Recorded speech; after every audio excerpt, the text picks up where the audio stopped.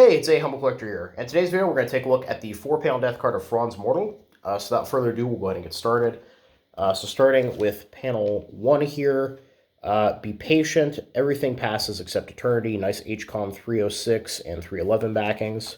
Then moving to the interior of the card here, I have a nice half-page photo of Franz. And it says, "Blessed are the dead who lie in the Lord. From now on, says the Spirit, they shall rest from their labors, for their works follow after them. Amen."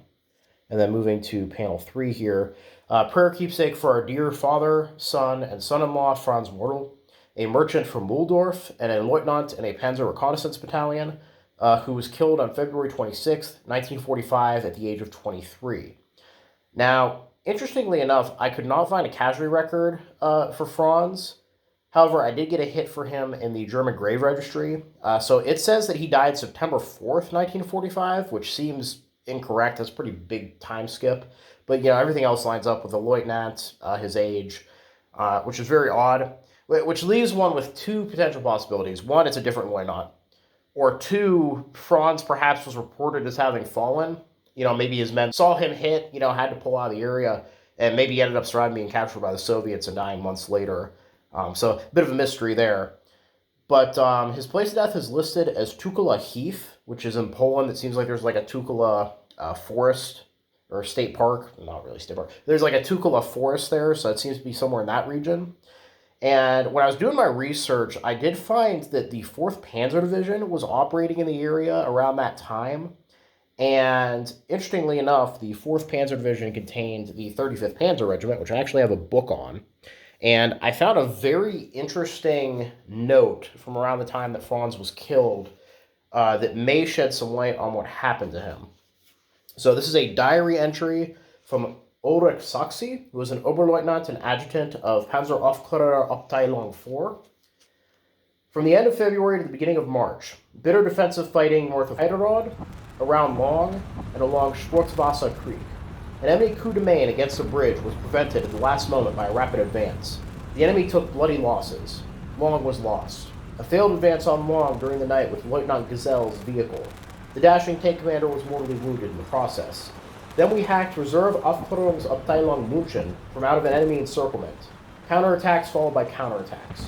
We helped the bravely fighting infantry. The general of the 83rd Infantry Division stood there with a carbine amongst his men. His eyes turned big when we arrived. Friendly tanks. There was still such a thing. They laughed, they cried, they waved, and they fired. No, comrades, we are assault guns. We only have our little carriages.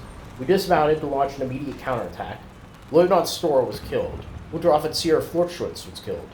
Casualties and more casualties. The battalion command post was next to Tree 17, somewhere in the woods. No artillery support and no fuel for transporting ammunition. Occasionally, a few rounds brought forward by harried horses with twitching flanks hauled through the dirt of the endless heath. Enemy tanks up front.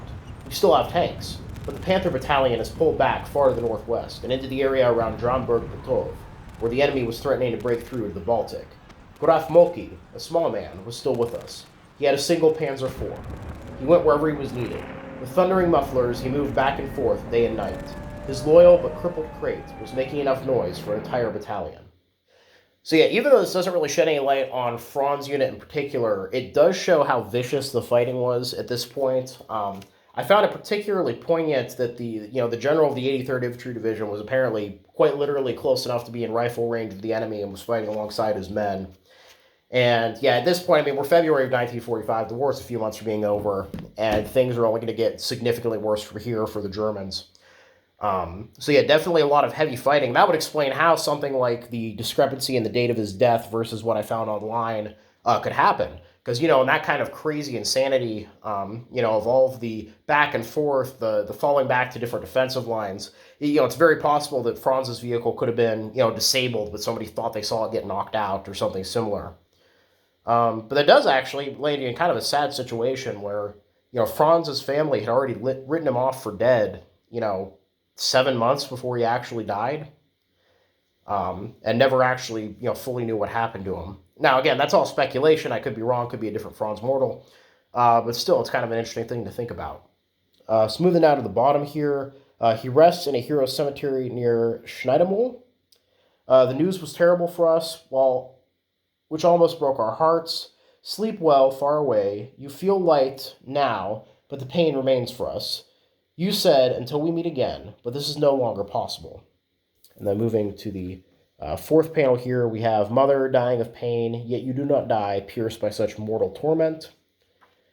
So yeah, really interesting card. Like I said, unfortunately, we weren't able to find a casualty record for Franz, but just thanks to the book I had here, we kind of got a glimpse into the situation around the time that he was killed in that part of Poland.